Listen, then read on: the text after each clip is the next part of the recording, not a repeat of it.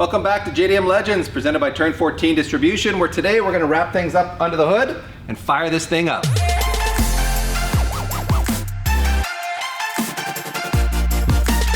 Before we dive under the hood, I'm going to do a quick recap on our whole Cerakoting treatment of our charge pipes and some of the other parts in the engine bay, because I didn't do a very good job of describing how they work, and so there were a lot of comments, a lot of confusion about it all. So to go back, on the intercooler, we had a heat dissipating coating, a Cerakoting applied to it. So what that does is it helps the intercooler reject heat more effectively. So it actually improves the efficiency of an intercooler. Some other manufacturers use those on their intercooler, so it's not an uncommon strategy. On the manifold, however, we use the heat insulating style Cerakote. So that's meant to trap the heat inside the exhaust system and help get it out of the engine bay and not radiate heat and, you know, overheat everything in the engine bay. So those are like the two types of Cerakotings, and you use them in different areas for obvious reasons. We did put the Cerakoting heat dissipating coating on the charge pipes, but as you would have seen in that episode, that coating is very delicate, it scratches very easily. For the small benefit that we would see with that coating on the charge pipes, we instead took them back to Renee at Centerline Motorsport, who then powder coated it in this very nice, this isn't matte, is it? It's like a satin finish. So this is a black satin finish, which I really like. However, it does clash with our gloss black valve cover. So I think maybe we'll take that back to Luke at 242 Customs and have him satin match it to our charge pipes, so we have a bit more of a unified look under here. I'm also not totally in love with the red valve covers because it clashes with the red on the body, so maybe we'll make some changes there in the future too. Anyway, it's a work in progress, cosmetic stuff, doesn't really matter that much. We just want to fire this thing up today, so you know, we gotta make some concessions here. Exactly, so let's start bolting stuff in here, maybe starting with these charge pipes.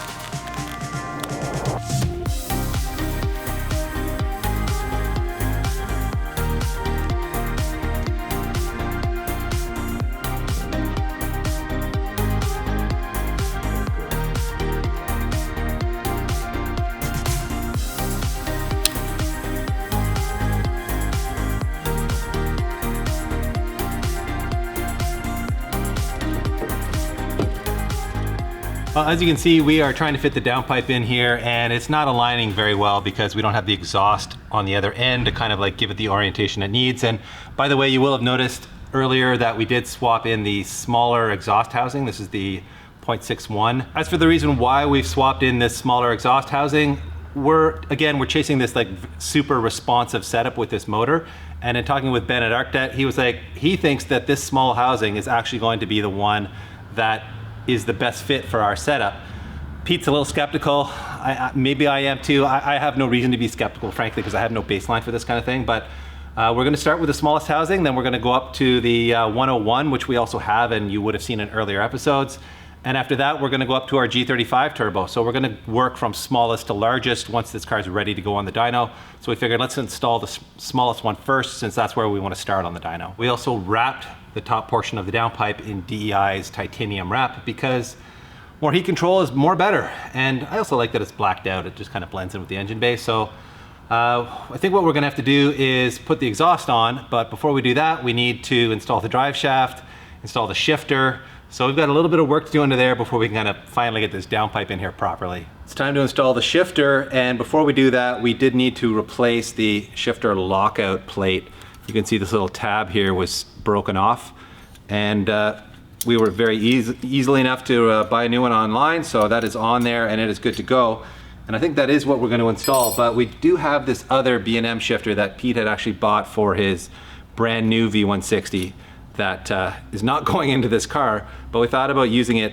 However, we weren't sure about the reverse lockout setup on this. It doesn't seem to be any spring action in it, and we're frankly not sure how well it works or how good it feels. Or if it rattles, because the B&Ms are just so notorious with rattling. So let us know if you've run one of these in a Supra, and if you like it or not. We'd be interested to hear, because we will have this on the shelf in case we decide maybe we'll want to swap it on in the future. But in the meantime, we're going to keep it stock. One of the things we noticed when working on the car was that this trans bushing is just completely blown out. You can see how much play there is in it. that's staggering. It is done, and our solution is this. I love it when a part shows up with an OEM label on it. TRD engine mount from superstore.com. I don't know why we haven't been shopping there more, Pete, but they literally have everything you need, including OE Toyota parts and TRD parts like this. I really can't really get any movement out of it at all. So that should take a lot of slop out of here and hopefully give me more precise shifting. Well, we're finally done under here, and the downpipe is finally bolted up to the turbo. And man, I gotta praise Aaron at Vibrant, because this fits remarkably well. There's quite a small clearance to the chassis on the top here, but when I shake it, it does not make contact. So he really tucked this up there as tight as he could. And for, to fit 4-inch piping through here is really a feat. So kudos to you, Aaron. And then you can see our HKS system bolts up as expected, and it really fits quite tight to the chassis back here too. It is now time to build the oil return line, feed line, and all the cooling lines for the turbo. We're gonna start off with the return line. And quick note, you do wanna use a -10 size line. I did a bunch of research and asked some people around, and the reason is because it's gravity feedback down to the oil pan, it can start backing up. So if you have a smaller line than -10, this will start backing up, and then it'll cause bad things for the turbos, like you'll see the smoking and that kind of thing. So what I'm doing here is, this is a Powerhouse Racing adapter that I purchased that has the -10 thread in it, and that goes into the block. And then I'm gonna use all Vibrant fittings and lines to build out the line here. They do have this like nice, I think this is a G35R, or sorry, GT35R fitting on their website, and this allows you to bolt it onto the G Series turbo.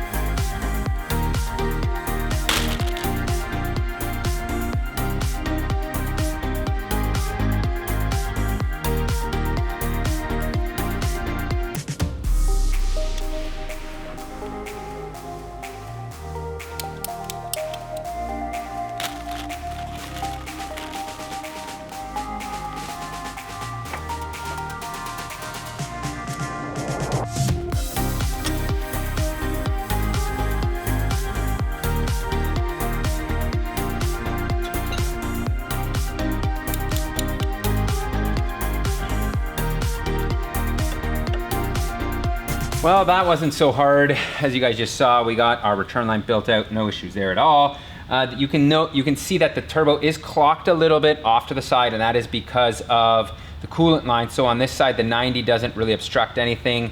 On this side, if I had the 90 pointing down, it would go right into the exhaust manifold. So I think we're allowed up to 30 degrees on the turbo to be cocked that way. We're gonna be totally fine. With the feed line, what I'm gonna have Matt over at Charles Jones. Charles Jones, thank you, Dave, do for us. They're a pneumatic store. He's gonna just chop this off and put a 90 on it so it sits more flat. Otherwise, this thing's, you can see it kind of like points up and then it has to do this weird loop, which I don't necessarily love, and putting a 90 on there just makes more sense. It'll be a cleaner look. So we're gonna go get that done. And in the meantime, what I'm gonna do is I'm gonna start putting together the compressor on this. But before I do that, some of you are probably wondering, how am I gonna get to tightening up the lower return line? And look at that, the beauty of this is now I'm gonna pull this off and then be able to put a wrench on here to tighten this and then tighten all these guys up pretty easily rather than trying to like fuss with them against the housing. And that is the beauty of having a clamp here, that it just works out so much easier than before. You may have noticed our exhaust housing is bare, and that is because we are putting on a DEI exhaust housing blanket here, turbo blanket, and it's gonna go on as such like this. And really now, once I get this finalized and in place, you'll see we now have the majority of everything that is gonna radiate heat covered up, which is a huge thing for us because when you go to the racetrack, heat management is such a problem, especially with JZs. So this is gonna be a huge help for us.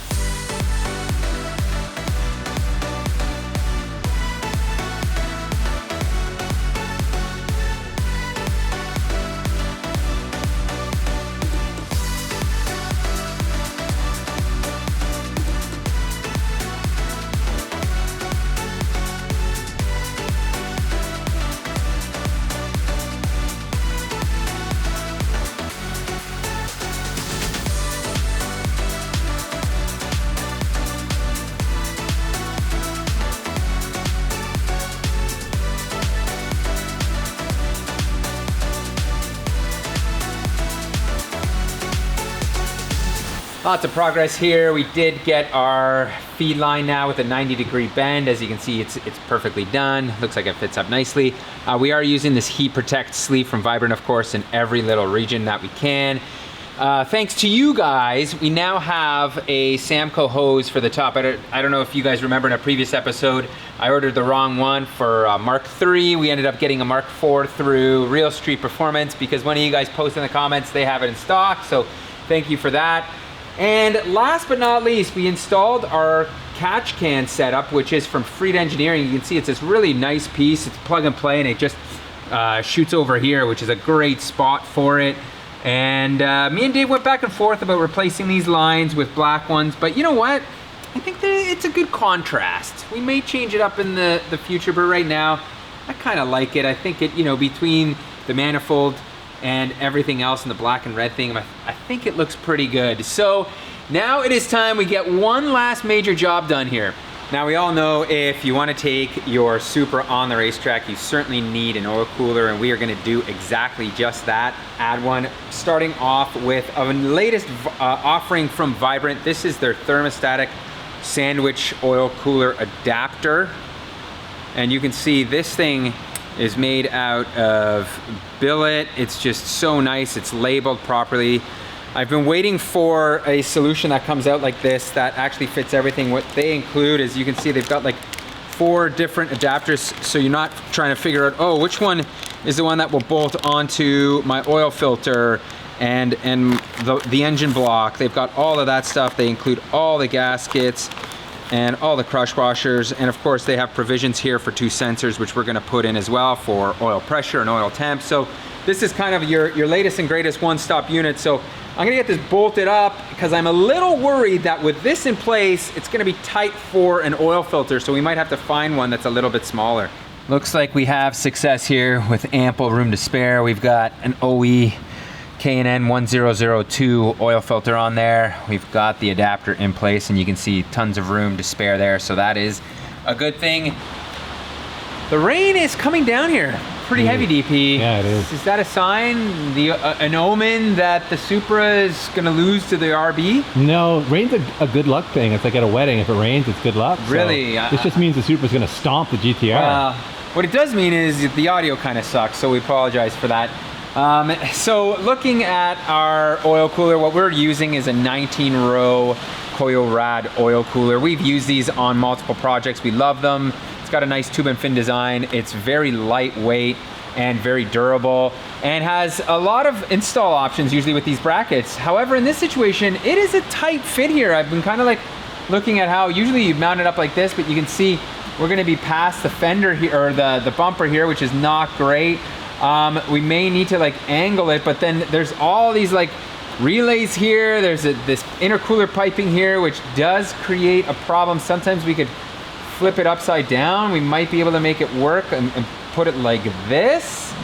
So we're just gonna scratch our heads here for about 5 minutes. We're gonna throw the bumper on too, just to make sure we've got a decent amount of clearance, and then start looking at how to mount this thing.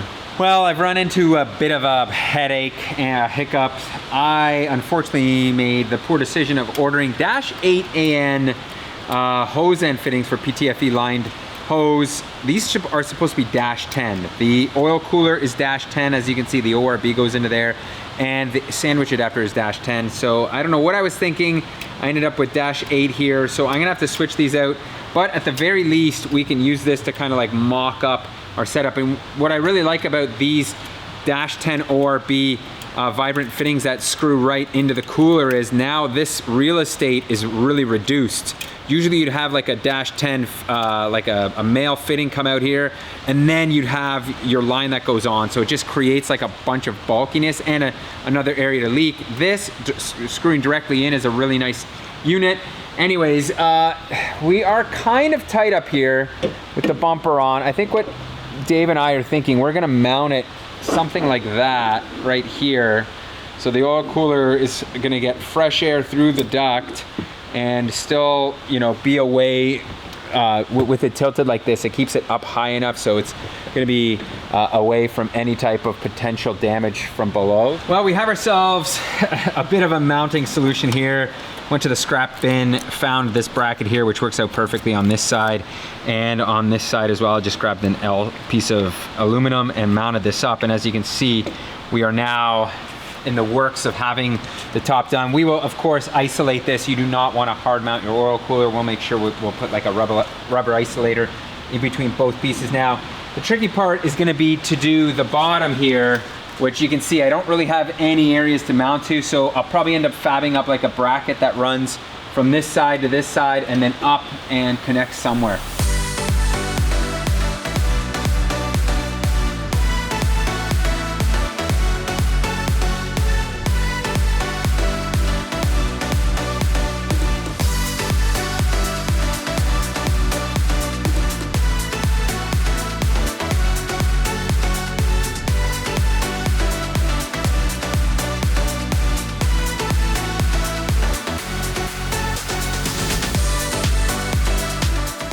I know what you're thinking.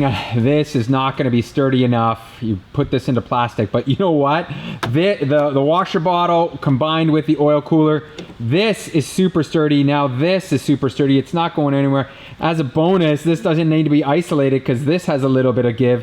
I was really trying to use the inner bracket here, but there's no way to actually come off of it because of the fitting here and anything else. Like trying to get a bracket to go up this way, I couldn't. Trying to get a bracket to go out here, there was nothing back here. And honestly, I'm super happy with how this turned out because I feel like this now is really well hard mounted. It's not going anywhere. It's gonna be super sturdy, and I didn't have to try to build some crazy bracket here. So I think we've got ourselves a winner here. All right, guys, I am gonna have to wrap this one here. Unfortunately, we do not have those fittings, those -10 fittings that we need to complete this oil cooler setup, build those lines. So it's going to be a wrap. I think we got enough progress done. We did not get this car started, and I am sorry for that. We were really, really hoping to, but as you guys know, things do take longer than expected, and we are the kings of that. So we will see you in the next one where we hope to get this thing fired up for you. Okay, go ahead.